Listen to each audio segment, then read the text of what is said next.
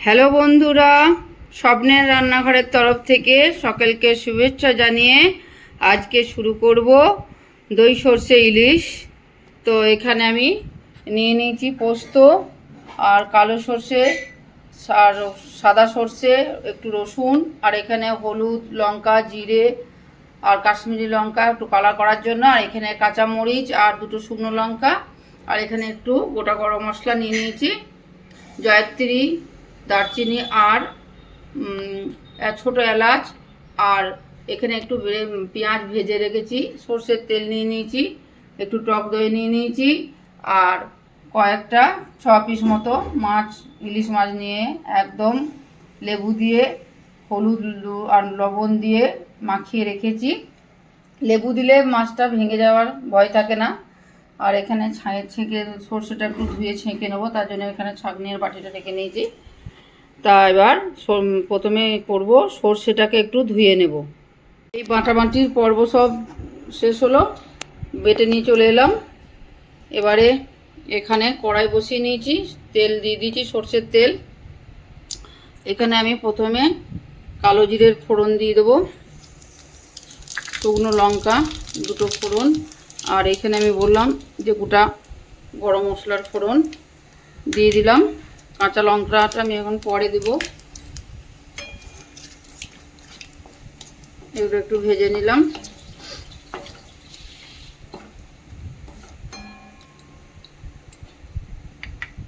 এরপর আমি এই সর্ষে বাটাটা এখানে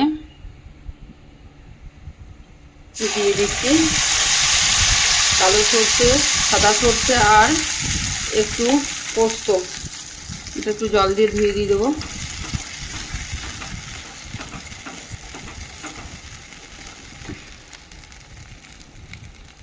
আর তার সঙ্গে দিয়ে দিচ্ছি এই যে টক দইটা ফেটিয়ে রেখেছি, একটু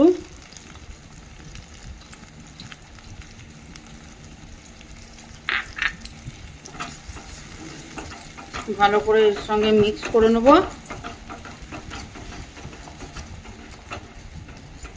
এর দিয়ে দেবো স্বাদ মতো নুন, তারপরে নুনের পরিমাণটা দেখে আবার দেওয়া যাবে।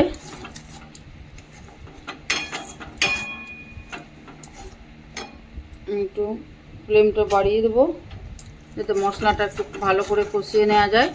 আর এই মশলাটা একটু ভালো করে কষিয়ে নিয়ে এর সঙ্গে আমি একটু মশলাটা ফুটতে দেবো, তারপর আমি এটা একটু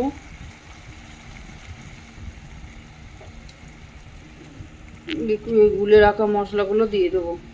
2 মিনিট হয়ে গেল মশলাটা কষানো, এর একটা সুন্দর ফ্লেভার আসছে।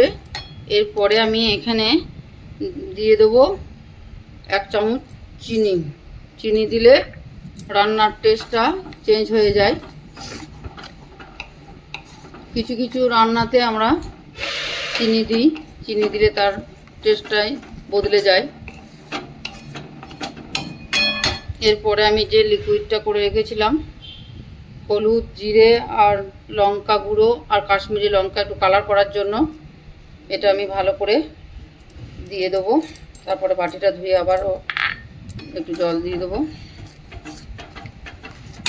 এরপর আমি একটু হাই ফ্লেমে মশলাটাকে ভালো করে কষিয়ে নেব।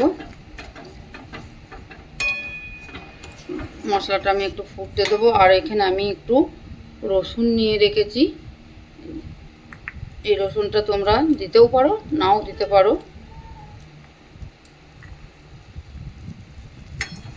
যেহেতু সর্ষে ইলিশ, দই সর্ষে ইলিশ হচ্ছে, তাই জন্য আমি এখানে রসুনটা ব্যবহার করলাম।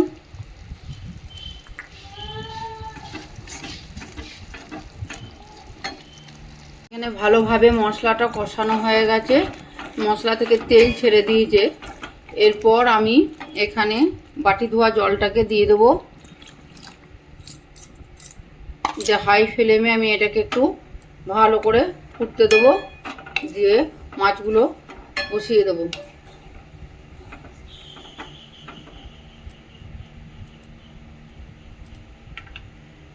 এবার আমি একটা একটা করে মাছ এখানে বসিয়ে দেবো। এই বর্ষাকালে ইলিশ মাছ তো ভালোই পাওয়াই যায়। তাই বর্ষাকালে ইলিশ, সর্ষে ইলিশ, ইলিশ ভাপা, ইলিশ কারি এসব খেতে খুবই ভালো লাগে।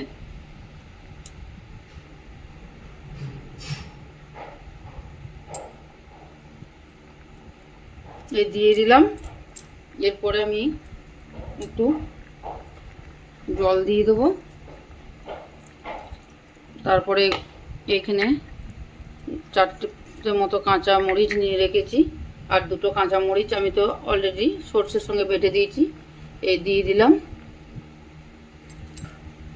এরপরে ঢাকা দিয়ে দেবো, মাছগুলো একটু ভালো করে মিশিয়ে নিই। আর বর্ষার ইলিশ মানেই একবারে তোমার চর্বিতে ভর্তি, পেটে যে ইলিশ মাছের যে তেলটা, এই যে এই তেলটা খেতে খুব ভালোই লাগে। আমি তেলটা বার করে নিই, এইখানে মাছের সাথেই দিয়ে দিয়েছি। এই হলো আজকে আমাদের দই সর্ষে ইলিশ। তা এবার আমি এটাকে হতে দিবি, তারপরে আমি বাকি কাজগুলো সব গুটিয়ে নিই। এরপর আমি এটাকে ঢাকনা দিয়ে ঢেকে দেবো। একটা সুন্দর ফ্লেভার আসছে। ইলিশ মানেই তো মানে একটা স্বাদে গন্ধে ভরা। আর আমাদের বাড়িতে ইলিশ আর আলু ভাতে থাকলে, আর তার সঙ্গে যদি ইলিশ মাছের মাথা দিয়ে কচু পুঁই শাক বা কচু পালং শাক থাকে, তাহলে তো আর বলতেই হয় না। খুব খুশি খুশি করে সব ভাত খেয়ে নেয়। তা বন্ধুরা, ভিডিওটা ভালো লেগে থাকলে ফেসবুক পেজ থেকে যদি দেখো তাহলে ফলো করে লাইক শেয়ার করে দিও। আর ইউটিউব চ্যানেল থেকে দেখলে সেখানে সাবস্ক্রাইব করতে ভুলো না। আর তোমরা দেখতে থাকো। আমি আবার 5 মিনিট ফুটতে দিই। 5 মিনিট পর এটা আমি আবার খুলে দেখব কত দূর কী হয়েছে। 5 মিনিট হয়ে গেছে।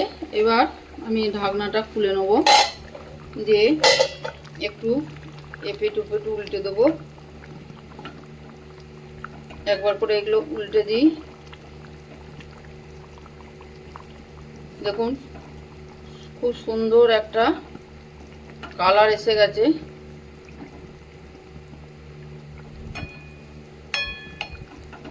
এরপরে আমি এটাকে ভালো করে ফুটতে দেবো একটু। এরপরে আমি এখানে একটু ভাজা পেঁয়াজ, এটা দিয়ে তোমরা দিতেও পারো আর নাও দিতে পারো। এটা আমি আমার নিজের ইয়ে থেকেই দিচ্ছি, যে রেসিপিটা দেখতে খুব ভালো লাগবে তার জন্য দিয়ে দিলাম। আর ভাজা পেঁয়াজ একটু সর্ষে ইলিশে অ্যাড করলে ফ্লেভারটা খুব ভালোই আসে। আর এখানে দেখুন সব খুব সুন্দরভাবে ফুটছে। এরপরে আমি ওপরে একটু কাঁচা সর্ষের তেল দিয়ে দেবো, যাতে এর টেস্টটা অন্যরকম হয়ে যাবে।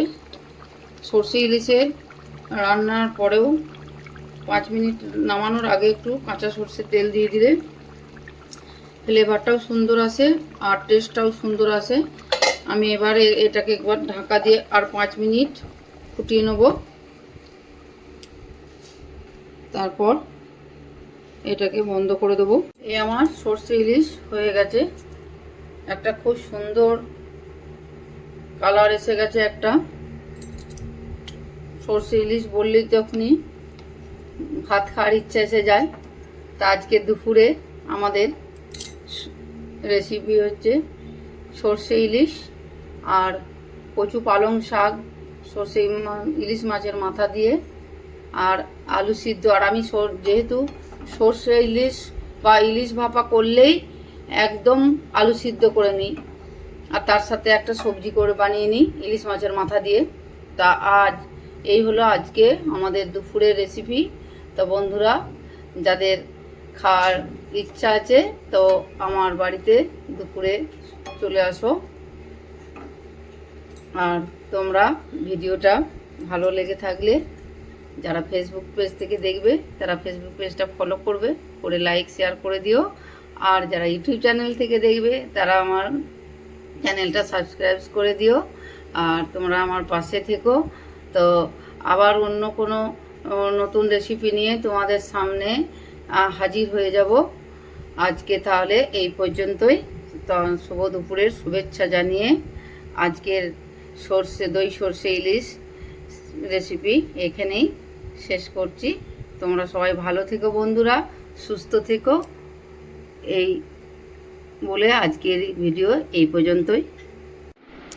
তো বন্ধুরা, আজকের রেসিপি এই যে প্রথমেই আছে লঙ্কা লেবু তো আছেই, তার সঙ্গে বলেছিলাম রান্না করতে করতে কচু পালং শাক আর ইলিশ মাথা, আর এদিকে আলু ভাতে বলেছিলাম, পেঁয়াজ ভেজে একটু মেখে নিয়েছি। আর এইদিকে এই যে সর্ষে ইলিশ দই দিয়ে। তো আজকের রেসিপি এটাই। তা দুপুরে আমরা এটাই আজকে পরিবেশন করব। তো ভিডিওটা ভালো লাগে থাকলে ফেসবুক পেজ থেকে যদি দেখো লাইক শেয়ার করে দিও। আর ইউটিউব চ্যানেল থেকে দেখলে ভিডিওটা সাবস্ক্রাইব করতে ভুলো না। আর তোমরা পাশে থেকো। আর আজকের শুভ দুপুরের শুভেচ্ছা জানিয়ে এই পর্যন্তই। তোমরা ভালো থেকো, সুস্থ থেকো।